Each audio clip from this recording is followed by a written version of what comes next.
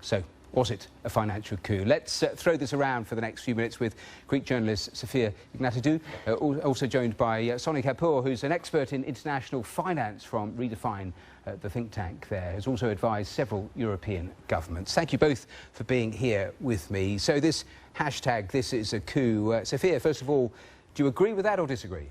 I do agree to a certain extent. I do think that people have realized that Greece has lost its sovereignty. I do believe that they're really disappointed by the fact they voted against austerity 2 times in the Greek elections back in January and in the recent referendum, but still that didn't have any effect on what's happening in their own country. So in effect, they're seeing other countries taking control of their own nation. So yeah, I do think it's, to some extent, it's a coup. So Sophia believes it is a coup. Sony, do you think? I don't think it's a coup. I can't think of any coup where the alleged perpetrators will actually see their own governments fall, as might happen in the case of Finland. There are 19 democracies within the Eurozone. Greece is one of them, and the electorate in many of the other democracies that is actually providing more than 80 billion euros of additional money did not want this to happen. So it's one democracy versus another, and that limits sovereignty whenever you... But you heard what Sophia just had to say. I mean, in so many different areas, they've effectively handed over control. I mean, this asset fund, what is it, 50 billion euros controlled by somebody else? Well, there's a huge precedent for that. If anybody has been following what has been happening in Africa and Latin America with developing countries, and every time the IMF comes in, there has been a loss of sovereignty. What is different and what is outraging Europe, which is not often spoken about, is that this is happening at home. When we were the perpetrators in Africa, this is not something that generated this heated debate, but this is happening at home. When you lose money, when you don't have access to financial markets, you have to sacrifice some sovereignty. Sophia, isn't that actually the nub of this? That actually perhaps all that happened in the last few weeks is that somehow Greek officials made the public believe that they could get to an end point where there wasn't sacrifice. 86 billion euros has been pumped in to keep the Greek economy afloat. That is not a financial coup, is it? Well, I don't believe they led the public to believe there would be, a compromise with any kind of sacrifice, because, for the last 5 years, Greeks have done a lot of sacrifices, and not just in the name of their own economy, but in the name of the European Union, because Greeks still want to remain within the European Union. They consider themselves Europeans, not part of any kind of political sphere.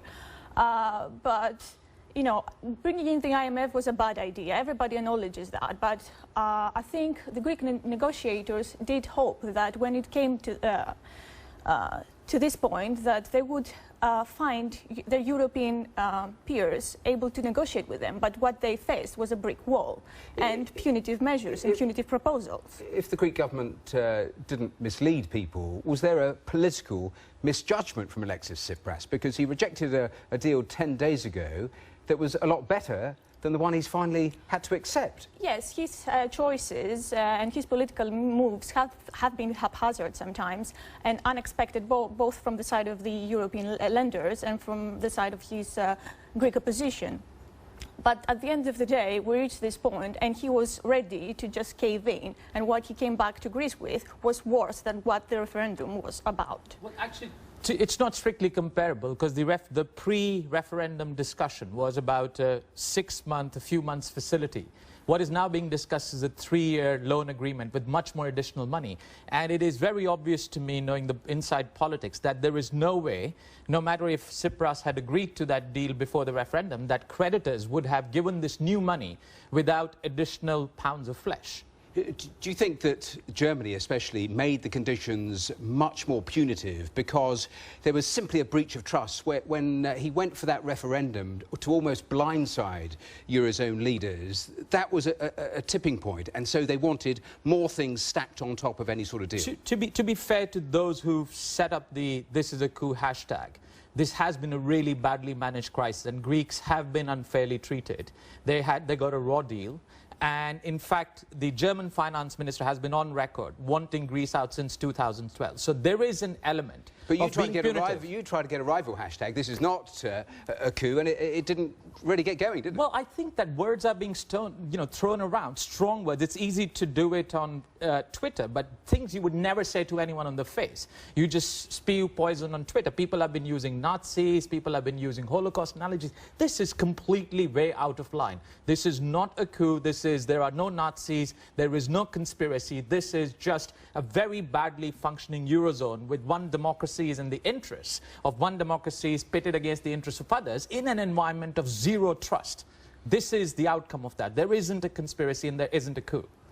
Yeah, I agree with you that there isn't any conspiracy, and I also disagree with any use of extreme phrases like, you know, Nazis or whatever. But the fact that European nations have lost trust in each other is the doing of not just the Greek side, but the most powerful agent in this. What is the consequence of losing trust within this group for the Eurozone? What do you think the ramifications are further down the track? Well, for starters, I don't think Greece will escape Brexit. Okay, I think we just. You don't think they'll escape? I don't think they will escape Brexit. I don't think like every kind of like.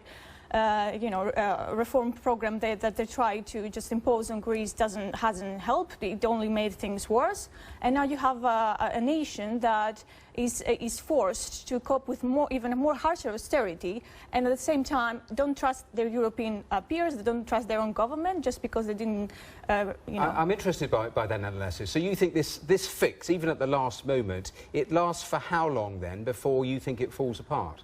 I don't have a specific timeline. I just think that it will fall apart like in months. I don't think it will last longer, just because the Greek society cannot put up with these measures and it's going to explode. And if Tsipras calls for new elections, no one knows what will happen. Sony, do you think this can hang together for any length of time? It's interesting, one Greek minister was talking about this deal. It would shrink the Greek economy again by another 3%. I mean, can a plan like this actually work, or does it perpetually put Greece in recession?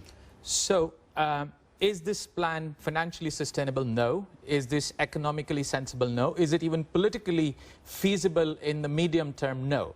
But the hope is that having sort of punished punitively the Greek government and the loss of trust over the past three Greek governments, creditors will ease the terms. They will ease the financial burden. They will deliver debt relief, and there will be a gradually. You think the creditors will move, not Greece? Greece has no space. Greece has reached the financial, economic and political limits of what it can promise. It cannot deliver. This is not a sustainable program. But if Greece is seen to be serious, if the people show that they are willing to essentially take the pain that Europe wants them to suffer, this time without grumbling, as is this I'm speaking from the German perspective, then I have no doubt in my mind that conditions will be eased. They have been eased in the past. There has been debt relief in the past. There has been a gradual easing of austerity.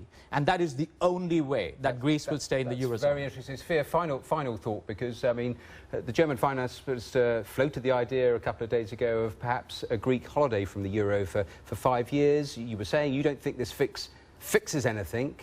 Is that potentially the solution where we might end up? I don't know. That's another comment that someone tweeted. I don't remember who, but he said that a break will be like a divorce. Most of the time, it's going to be a permanent one. I don't think Greece will return into the Eurozone after a break. I agree with that. If it's temporary, it's permanent. There's nothing as permanent as a temporary divorce.